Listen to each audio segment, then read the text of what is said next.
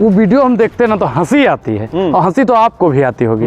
वो बिटिया कहती है कि पापा बाहर रुकवा दी, और पापा तो करो रोजगार क्यों नहीं दे पाते हैं, पापा महिलाओं को सुरक्षित क्यों नहीं कर पाते हैं, पापा मणिपुर की महिलाओं का तो कपड़ा फड़वा दे, पापा महिलाओं को 15 लाख क्यों नहीं दे रहे हैं, पापा युवाओं को रोजगार क्यों नहीं दे रहे हैं, पापा 15 लाख क्यों नहीं दे रहे हैं। पूछना चाहिए ना। महिलाओं का अपमान कर रहे हैं। नहीं, मैंने कौन सा अपमान कर दिया जी? मजाक उड़ा रहे हैं। मैंने मजाक नहीं उड़ाया है, मैं तो बता रहा हूँ। अच्छा एक चीज बताइए, संविधान है, बोलने का अधिकार है, सबको सबकी एक्टिंग करने का अधिकार है।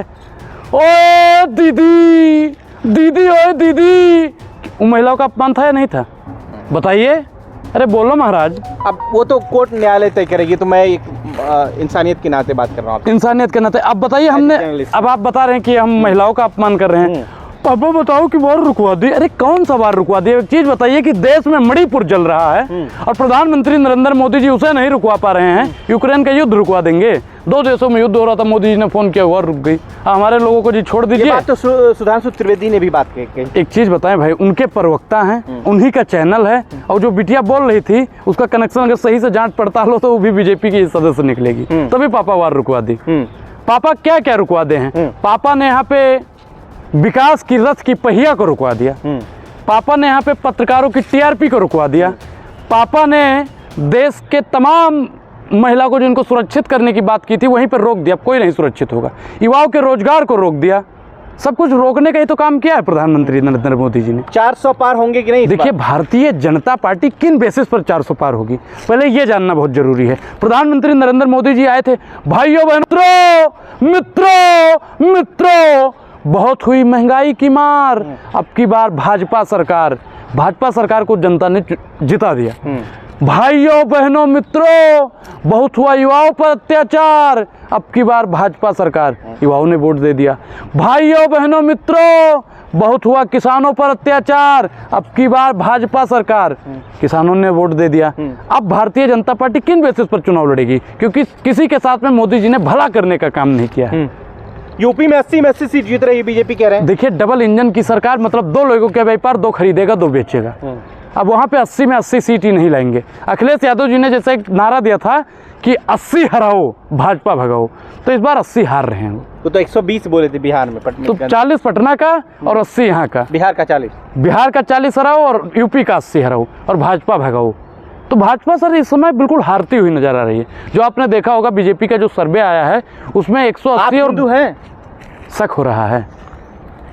आपको प्रमाण पत्र चाहिए? प्रमाण पत्र चाहिए? देख लिए, बद्धी भी, कलावा भी है और चुटिया भी है। कोई भी बांध लेगा। तो आप बांधे हैं?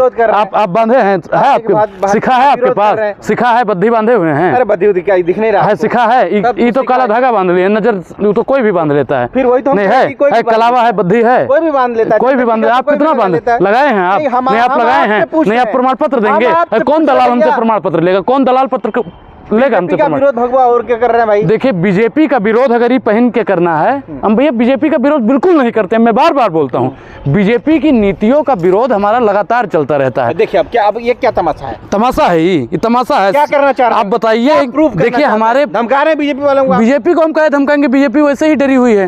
राजा डरा हुआ है। एक डरा हुआ राजा मरा हुआ लोकतंत्र पैदा करता है, और हमारे देश के लोकतंत्र को खत्म कर देने का अगर किसी ने काम किया है तो भाजपा की सरकार। मोदी जी डरे हुए नहीं, 56 इंच वाले हैं। 56 नाप के आए हैं। ऐसे नापिए एक बार, आइए एक बार। आप इधर आइए, आप ऐसे आइए एक बार, ऐसे आइए और आप जाइए, आप लोग फीता लेके नापिए कि 56 इंच में कितना फिट होता है। अब एक चीज बताइए, 12 इंच का 1 फिट होता है। 12 दूना 24, 12 तेज 36, 12 चौक 48, 4.5 फीट का मतलब छाती हो गई। जिसकी छाती 4.5 फीट की होगी, उसका शरीर कितने फीट का होगा, ये सोचने का विषय है। सही कहता है, लोग शेर हैं वो। आप बताइए महाराज कि अजान बाहु एक शब्द होता है जो धार्मिक। बिहार में पहुंचे कल भगवान, अरे जमुई में गया था, झूठ मूठ में बोल रहा था। झूठ बोल मोदी जी, झूठ बोल रहा था। हमने तो सोचा था कि जो उन्होंने वादा किया था उनके कुछ पर्दा हमने फांस भी कल किया था। प्रधानमंत्री नरेंद्र मोदी जी का जो वादा था वो वहाँ पे पूरा किए जी। उनका वादा था, मैं आपको गिनवाऊंगा सर। 10 वर्ष में जमुई में कितने कारखाने लगाए हैं? मोदी जी इसका जवाब देंगे। वहां पे जाके भाइयों बहनों मित्रों साथियों लूट रहे हैं बिहार को।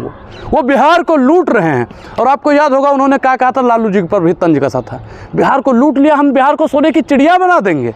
अरे महाराज 10 साल से हमने तुमको दे दिया देश, और तुम देश को सोने की चिड़िया थी उसको तुम अडानी जी के और अंबानी जी के हाथों में बेच रहे हो, तुम सोने की चिड़िया का खाक बनाओगे। बिहार में इन्होंने कितना एयरपोर्ट बनाया है। तो बोले चिराग भाई हमारे, चिराग इनके भाई हैं, इनके भाई हैं।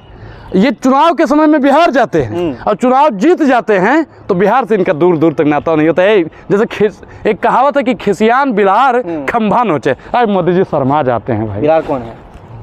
समझदार के लिए इशारे काफी। बोले कौन है? नहीं बोलेंगे, नहीं बोलेंगे मतलब नहीं बोलेंगे। कौन है बिलार? वही बिलार है जो हर जगह जाके मुंह फाड़ देता है। भाइयों बहनों मित्रों, बेच रहे हैं भारत को, खामोश में कैसे हो जाऊं।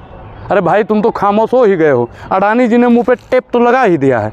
अडानी जी के लिए प्रधानमंत्री नरेंद्र मोदी जी किसानों का भी विरोध करने लगे हैं। आप बताइए कि चिप्स का पैकेट बनता है उसका दाम तय करता है अडानी।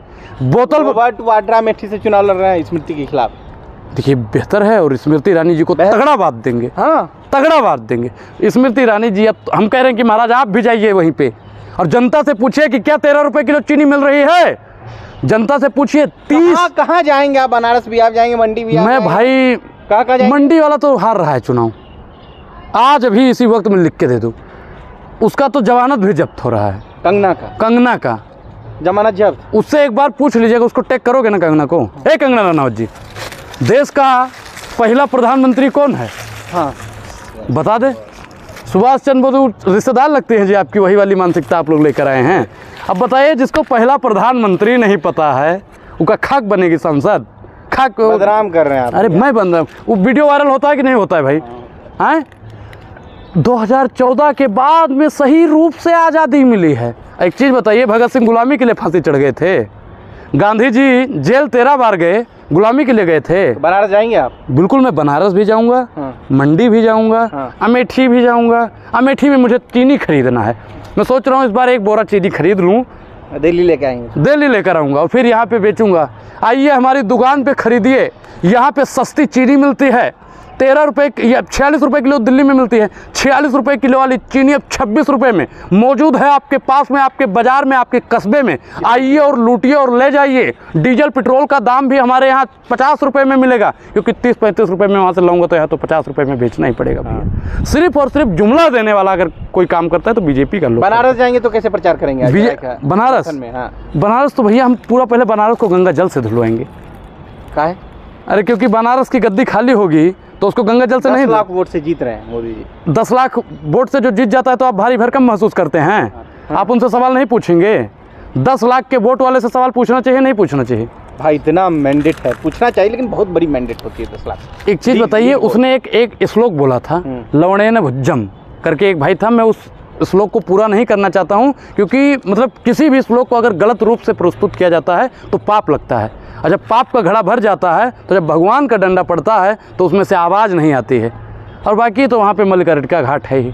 तो जीत तो रहे हैं बीजेपी, 24 में सरकार बना। अरे भाई अंधे के हाथ 2 बार बटेर लग गई। तिलक का कसम की नहीं जीत रहे हैं? नहीं जीत रहे हैं, बिल्कुल तिलक का सौगंध खा के कहते हैं इस बार भाजपा नहीं जीतेगी, नहीं जीतेगी, नहीं जीतेगी। और अगर जीत गई तो देश बर्बाद हो जाएगा। और देश की बर्बादी में सबसे बड़ा योगदान अगर आप किसी का होगा तो लोकतंत्र टीवी। आप तो भविष्यवाणी कर रहे हैं। बिल्कुल इंडिया अलायंस ही सरकार बना रही है, क्योंकि देख लीजिए कि तिलक निकल रहा है। और भाजपा की इस समय हम यूपी वाले हैं भाई साहब, अगर स्वागत करना जानते हैं तो विदाई करना भी जानते हैं। कैसे करेंगे विदाई? विदाई बहुत धूमधाम से करते हैं। अगर आप यूपी से आपका कोई रिश्तेदार होगा तो उनसे पूछेगा कि विदाई आपके यहाँ कैसी होती है। फिर भी कैसे करेंगे, एक बार दिखा दिए टेलर। नहीं क्या ही बताएं भैया, हमारे यहाँ शादी विवाह में द्वार पूजा होता है, और उसमें क्या होता है कि पहले चावल का होता है, और जो चावल से बात नहीं बनती है तो फिर गोबर कई चीज़ चल जाता है। भैया ने जैसे बताया वही चीज़ चल जाता है। बकैना एक होता है, नीम का पेड़ होता है, वैसे एक बकैना होता है, उसका छर्रा होता है, ऊपर से फेंका जाता है। तो हम लोग विदाई बहुत शानदार करते हैं, वो चाहे शादी की विदाई हो या राजनीतिक विदाई हो, लेकिन चुनिंदा लोगों की विदाई 4 जून को। एक चीज़ और बता दें, साहब का बंगला खाली होने वाला है। कौन आने वाला है? कौन